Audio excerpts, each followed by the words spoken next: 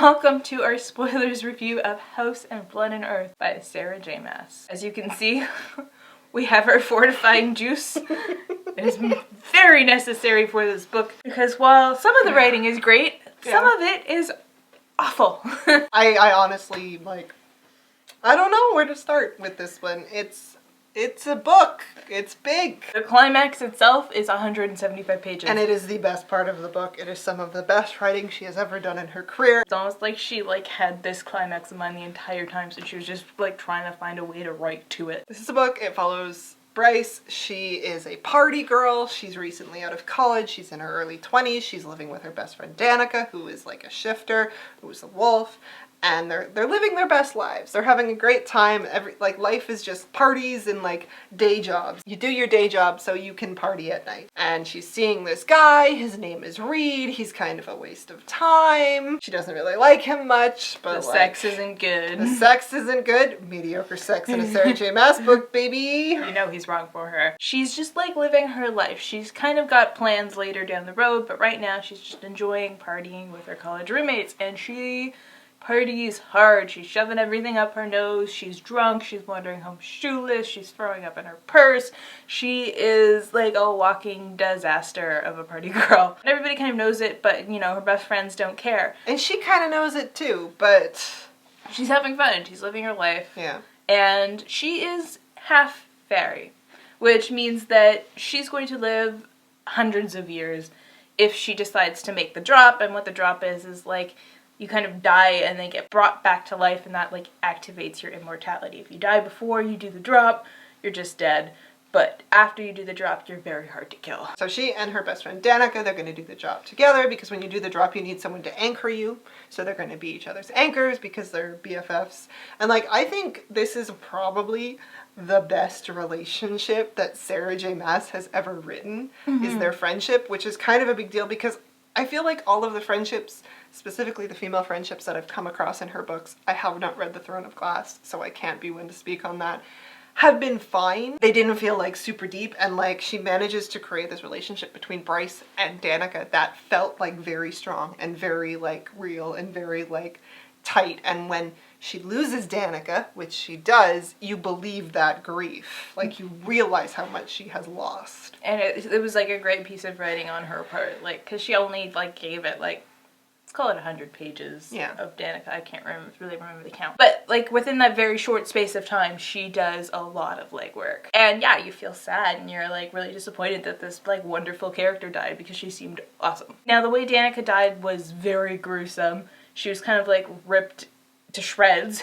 basically by some sort of monster, and her entire pack was as well, including the guy that Bryce was kind of into. Bryce ends up hunting down the monster that she thinks killed Danica. It's some kind of demon from hell, the last level of hell. She finds it munching on some guy. She hits it with a table leg and kind of beats it off, but it kind of bites her, and she manages to call the authorities in time to save that person's life. Turns out it was an angel.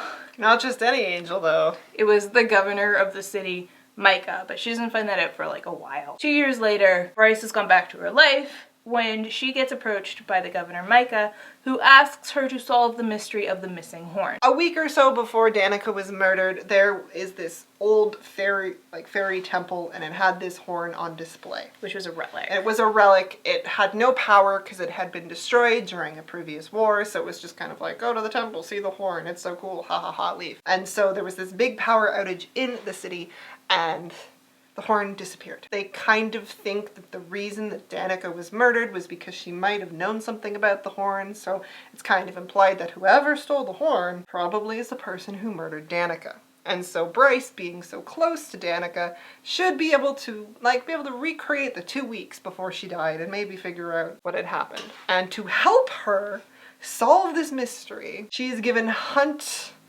the fallen angel who is a slave to Micah, and an asshole. Hunt has very simple goals in life: avoid his former cruel master Alexandria, pay his debt to Micah, get free, get revenge. That's basically all he wants. And then if he manages to live past that, maybe a little quiet life in a cottage somewhere with some goats.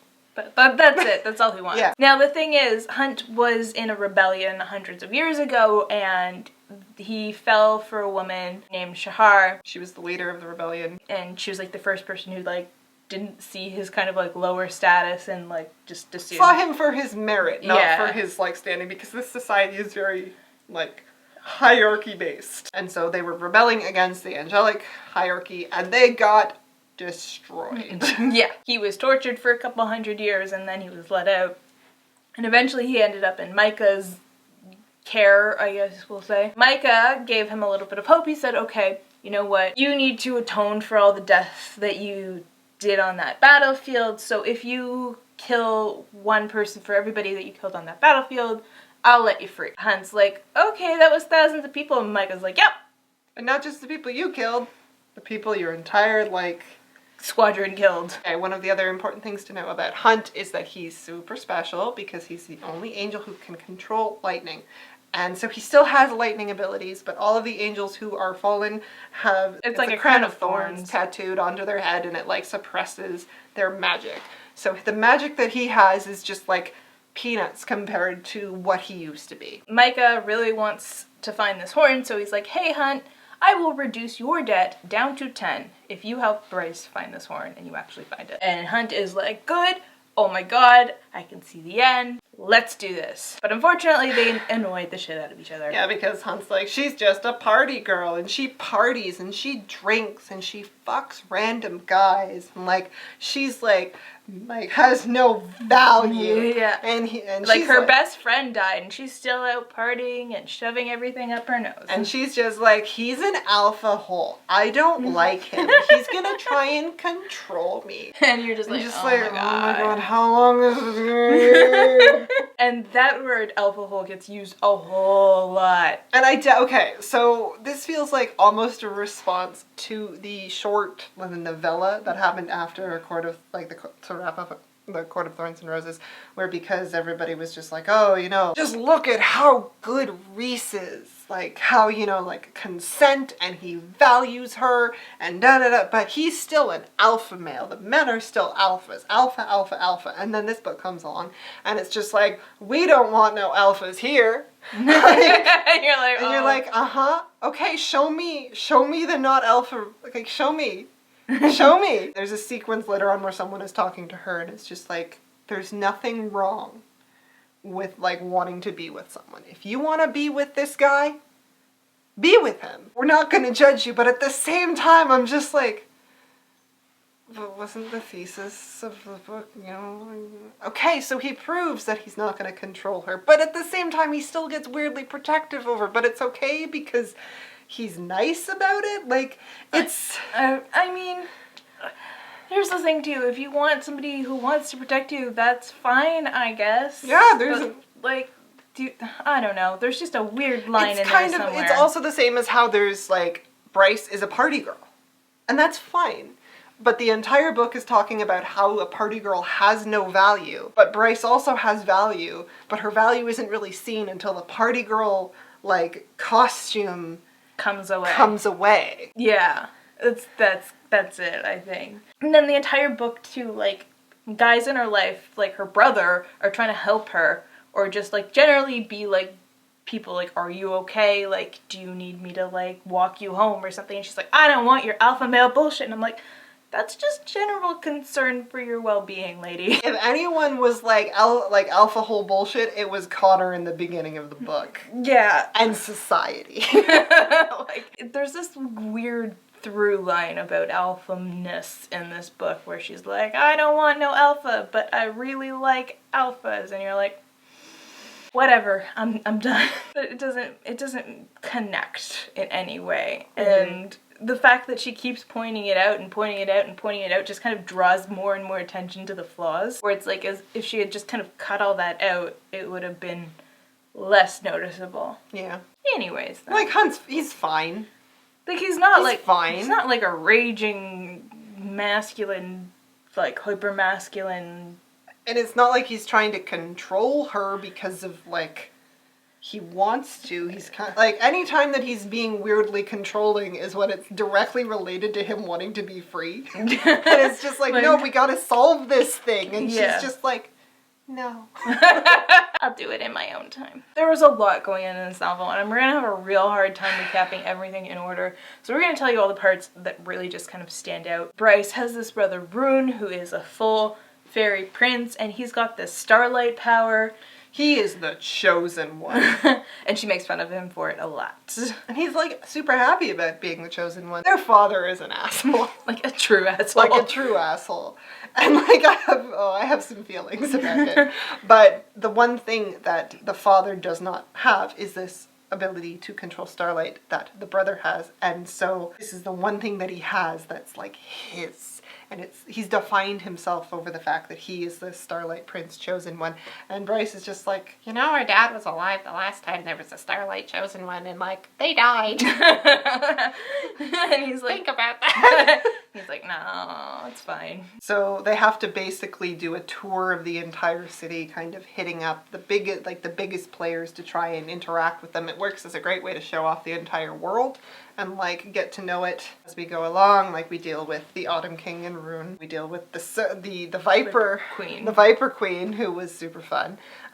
She's like the black market woman, and she kind of controls all her soldiers with her poison, like an addictive drug almost that she shoots them up with. I really liked Bryce's boss. So there's like there's a witch race, and they're pretty much like they do their own thing, and her boss kind of left that and swore herself to like the Bone Garden guy, the undead king. And so she's like kind of this like weird kind of witchy character who's just this background character. She's not really in the story directly until near the end, and she's always on the phone with Bryce, like talking to her, being like, I need you to do this order. If you don't do it, I'm turning you into a donkey. And like basically just going through all of the different things that she turns people into. And everybody who like hears that Bryce works for this woman is like, does she really turn people into? And Bryce is like, I don't know, but probably. There are a bunch of like aquariums and terrariums and like filled with small animals. But yeah, so her boss runs this like kind of black market antiquities. Yeah. So she procures artifacts that are kind of shouldn't be sold and sells them to people, makes a shit ton of money, and Bryce is her assistant. She basically holds down the fort at the shop where her boss kind of goes around and finds all the shit. But her boss is actually quite powerful. Very interesting, I guess, is it. So Hunt and Bryce go around the city. They're trying to figure out who did the murder. They watch people get attacked by the demon that Bryce saw that night, and they're slowly trying to solve the mystery of who's summoning it. She thinks at one point it's Danica's mother, Sabine. So it's just a lot of running around and getting all the characters and meeting all the characters. So what we find out, like, kind of like the third act turn, is that there is this drug. It's called synth. It gives humans magical powers and makes them pretty much like unstoppable for a certain amount of time. A certain mortal company, one of the very few like humans who like has made it pretty well in the world, is like in charge of it. They've managed to get funding from all of these other like magical creatures who would not want to have humans to have this power by saying it's a healing substance. And somehow it leaks onto the streets. And so people are getting high on synth and like they get super powerful and super crazy and they tear themselves apart. So guess what? Turns out there was no murderer. Danica, you know, was shoving all this up her nose and tore the pack apart. And then herself. And then herself. And like everybody's like, hey buddy, Bryce, yeah, we were waiting for you to figure this out, buddy, like, yeah. And she's like, no, I refuse, this can't be it, this isn't her, I know her, she would never, like, she'd never do this. She'd never do that, like, she messes around with party drugs, I mean, don't we all? And so they're like, Danica stole the horn to get revenge on her mother. Yeah. Just to be like, look, I took it, ha ha ha ha ha. Yeah. And so one of Bryce's contacts, this merman, is just like, yo, there is a deal for synth going down on the river. Meet me here and we'll like go bust it. And so they go and they get it and they see it. It's the Viper Queen and oh my god, it's 3 angels including Hunt. Oh no! Hunt is selling synth. You should know how dangerous this is. What a betrayal. And so then she finds out. There's 3 fallen angels that have been kind of running around the city, like 3 angel slaves. And so what they want to do is they want to get the synth so that they can get their full powers back so they can rebel and reboot their rebellion. Bryce is just like, oh my god, you betrayed me. I was in love with you. How could you do this? Da, da, da, da, da, da, da. And Hunt's like, I just wanted my powers back. I wanted revenge and I wanted fucking out of here. And like, he's like, I came here to try and stop them from doing this because I saw what the side effects to synth were, but like, he was caught red-handed, and so now he is going to be sent back to his previous master. The end. Bryce is like really pissed off, and like she's got rights to be, because he was going to do this deal even before he knew what the consequences were. So like, he was always kind of planning to just go behind her back and fuck shit up. So she had a right to be mad. And then she just kind of goes home and is like, you know what? I love him though. I'm over it. Never mind. I can't lose another friend. Let's go. And you're like, whoa, I got whiplash. So like, at this point in the thing, what I really would have liked, if Sarah J. Maas is trying to take this book off, like being like, oh, you know my tropes, if she wanted to like mess everyone's day up, like she should have forgiven him. Yeah, like, she should have just been like, nope, I'm because done. I would have just been like, oh my god. That would have been amazing. I would have lost my mind. Honestly, it would have been so good. Like, she was just like, fuck this shit. So she tries to buy him, she offers to go in his place, and then her brother is just like, oh fuck no. Listen, bitch. And like, claims her, being like, you are my sister, you are of the fake court, and I forbid you to do this. Like, you are like my property until marriage. And she's just like, ah! She's so mad about it, but I'm like, thank you. That was the worst fucking decision she could have ever made, and you know what? I'm sorry, he did what he had to do. Like, I was not mad.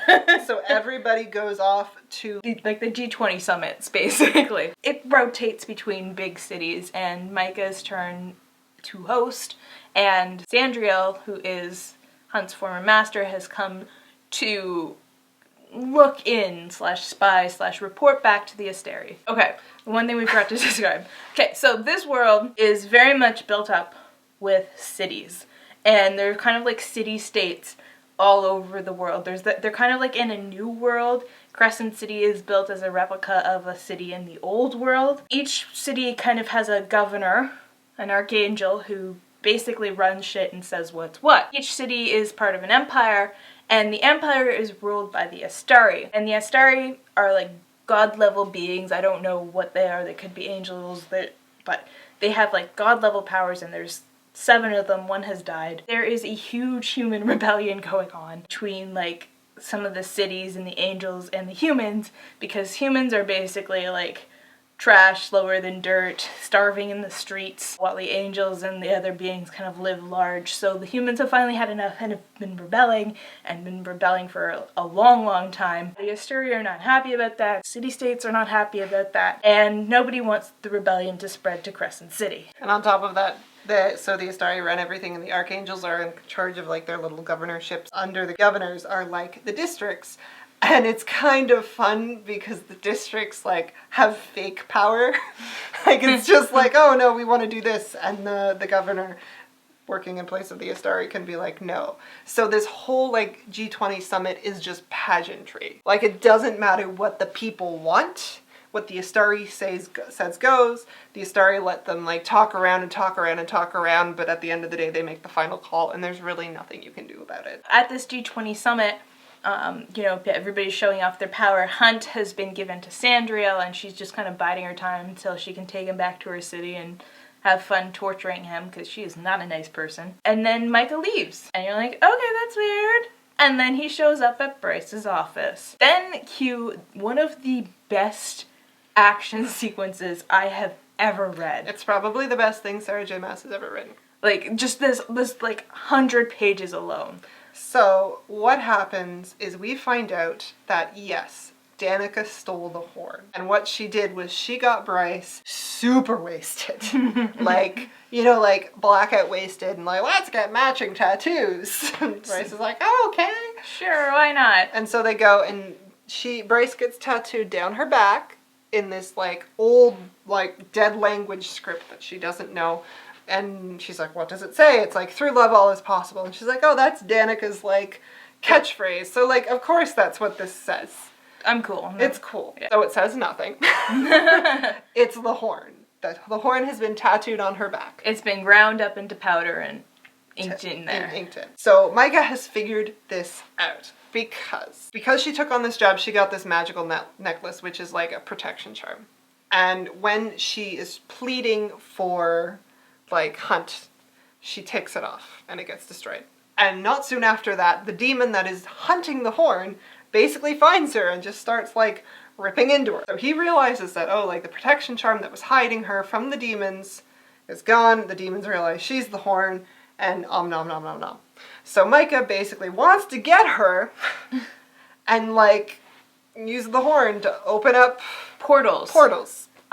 He basically, horns open up portals, and what does he want to do with them? Power. He wants to, like, try and get, like, more angels, or he just wants power. He's not, like, trying to do anything specifically at this point. He's like, if I blow the horn, portals will open, I can experiment with this power, and then something. I can't fucking remember what. And so he starts, like, pouring his energy into Bryce. And so Bryce begins to fight for her life. Because she's like, this is too much power, this is gonna kill me, like, oh my god. And because, okay, so he basically injects her with a shit ton of synth. So now she's, like, high. And they're fighting, and the cute little sprite that works with her gets murdered, and her pet she manages to save. Like, it's just this entire oh god, sequence. I don't want to even say the minute details because it's so good and you should read it. As it goes along, like, you know, like, she manages to hold him off and lock him in a room, and then she has to go save her pet from this tank, and so she goes swimming and she has to fight off this weird murderous creature, and then she climbs out and she's just got, like, just enough time to get out of the door before her sprite friend goes and, like, breaks the tank and, like, floods the room with water, which buys her just enough second to go upstairs and grab a magical artifact gun that has been disassembled, and it's called, like, the God Killer or something like that. And so while this is going on, she has called her boss. Her boss is connected into, like, the security system of the office. Of, like, the G20 summit. And is live streaming it, so everyone in the G20 summit who's left there is now watching this bullshit. As, like, Micah tries to murder her, and she, like, just has enough time to, like, grab this gun and, like, set up her shot as he comes into the door, and she takes it, and it pummels right through him. And Sandriel's just sitting there just being like, oh, that's fine. That's weird. Look at that. And then she manages to, like, immolate him till he's ash, and then... Yeah, she gets Danica's sword and, like, slashes him multiple times and sets him on fire, and then just very calmly just vacuums him up. Like, by the time you're done that sequence, you're like, oh my god, this book ended so well. Wait, I have 100 more pages, what the fuck? So you find out that he successfully opened portals, and the portals, all of the gates in the center of the city, in each of the districts, is now open to hell. And just demons are pouring through, and it's just bullshit. Yeah, people are, like, fleeing to emergency shelters, and those shelters are supposed to stay open for an hour so people can get in, but some rich people have, like, closed some shelters early.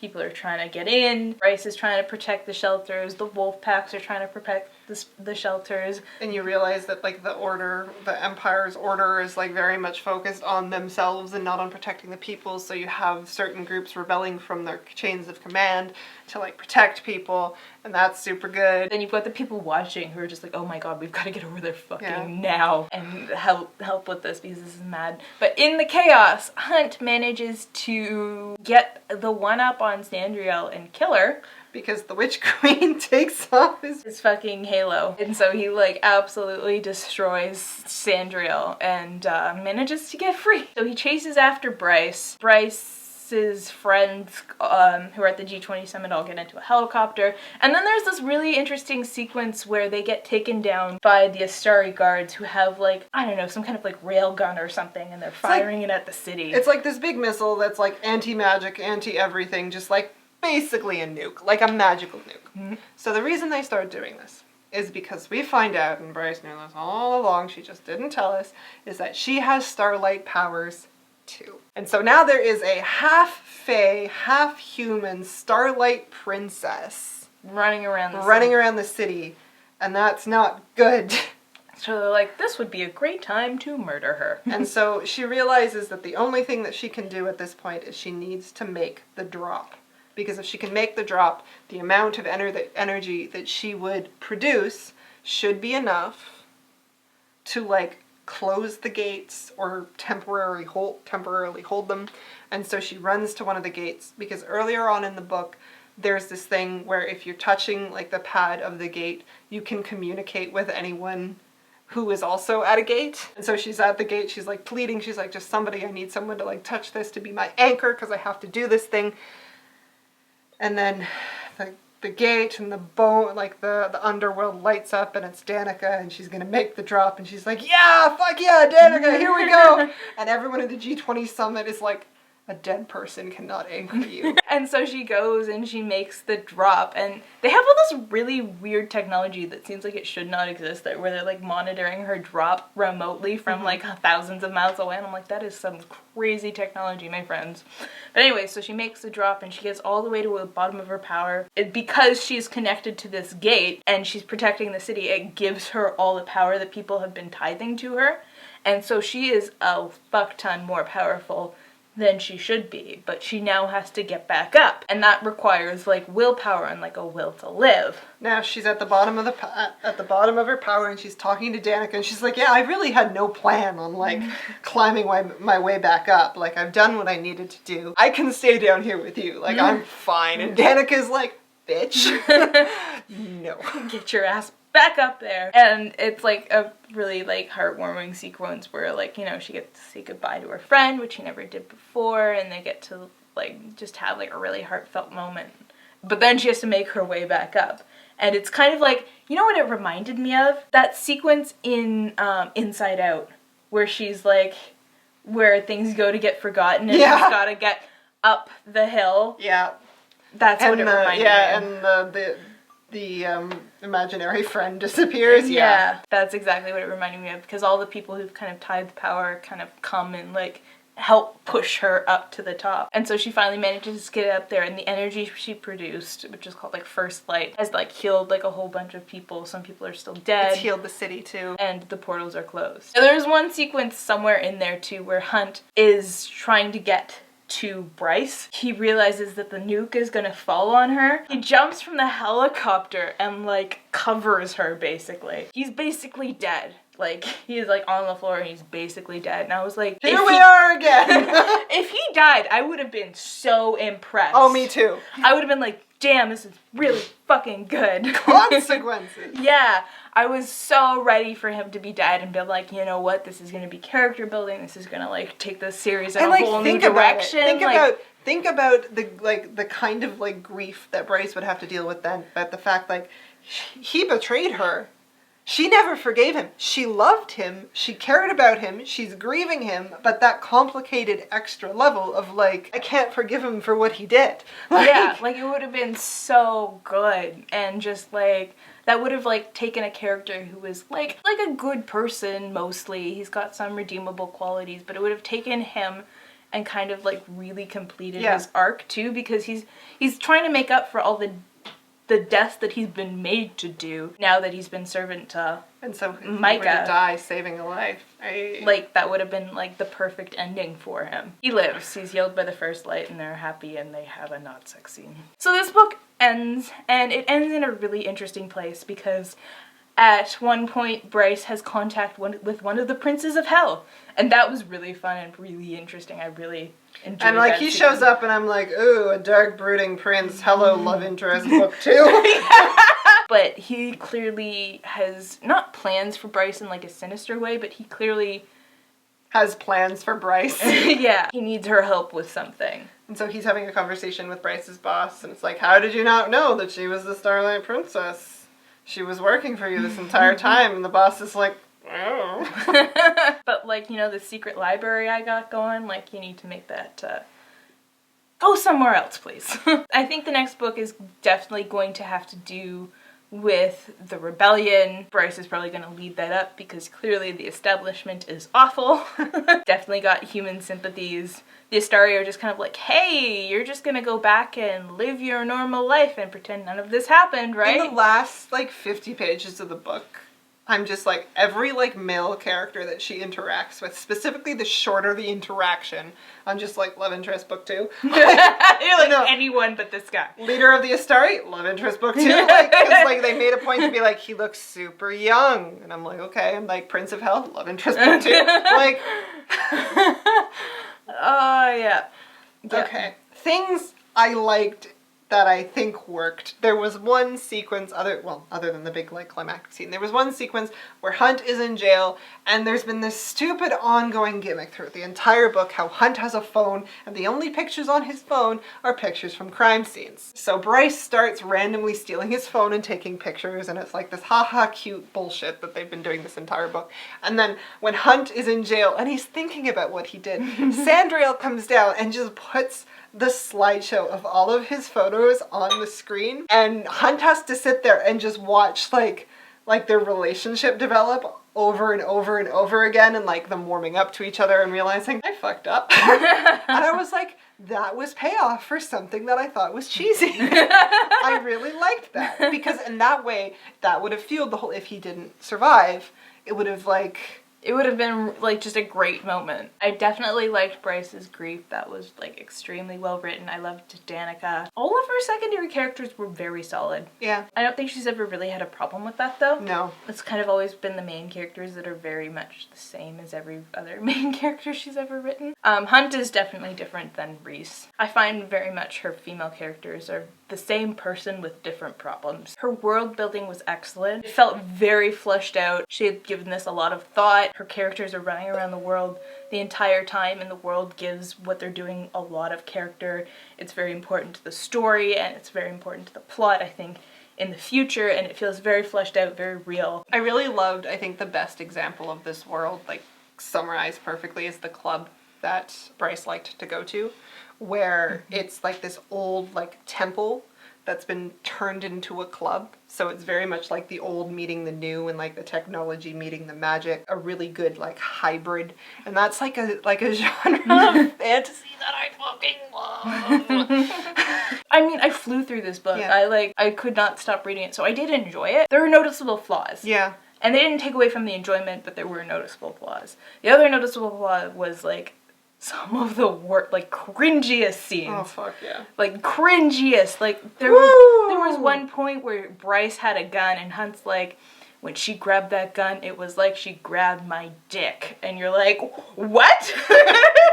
Excuse me, sir? I don't know how you're doing sex, but I think you're doing it wrong. I thought there was gonna be more sex. Like, okay, so I like to joke that we got 3/4 of a sex scene. We got half of one and 1/4 of another somewhere else. Like, that was it. That's all we got. That's fine. Like, I'm not mad about it. It's just I was really surprised. Me too. She used the word fuck a lot. There was a lot of drugs. Like, remember when A Court of Thorns and Roses came out and it was new adult. And like, I remember going to a panel at BookCon where she's like, it's new adult, but it's being marketed as like teen fantasy, but it's new adult. I feel like when she was writing this book, she's like, this is an adult book. And to make an adult book, I am going to say fuck a lot. There's going to be a lot of drugs. She's basically adhering to the new YouTube standards of not for children. Yeah. Like, be careful, you might get demonetized. So who do you think Bryce is going to end up with? Is she going to stay with Hunt? Is she going to end up with the Prince of Hell? Is she going to end up with the, like, leader of the Astari? If we're going for the Sarah J. Maas rules, she's not going to end up with Hunt. Oh shit, I have to talk about the Autumn King very briefly. Oh, okay. Okay, so her father, the Autumn King, is an asshole. He wanted to control her mother and lock her up. But, like, really, he was an abusive asshole. Yeah, he was an abusive asshole. Like, he was. And then in the final interaction that Bryce has with her father is like, I was in love with your mother. And she's just like, fuck you. Fuck you. And he's like, I would have made her my queen. And I'm just kind of sitting there being like, I swear to God, if this is some Court of Nightmares bullshit. I swear. If we find out that this motherfucker is actually a decent person who's just being an asshole for reasons, I am going to rip this in half. That was the other thing I found weird too, was like when she does the drop, she gets this much more power than her father, and that's gonna cause everybody to lose their fucking shit. And I was like, really? Like, okay, all those people putting their hand on that stupid gate for hundreds of years, talking to each other. There was tourists everywhere. Yeah, there's no way that she just got this much more than her father. She should honestly be at Hunt's level or stronger.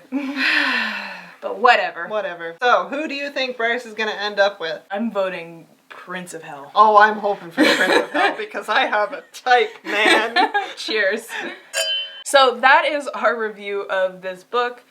It did a lot of things. It did some of them well. It did some of them not so well. But we are definitely excited to see more of it. And we will bitch and complain and moan when the next book comes out. We will read it the day of. So we will see you on the other side, guys. Bye.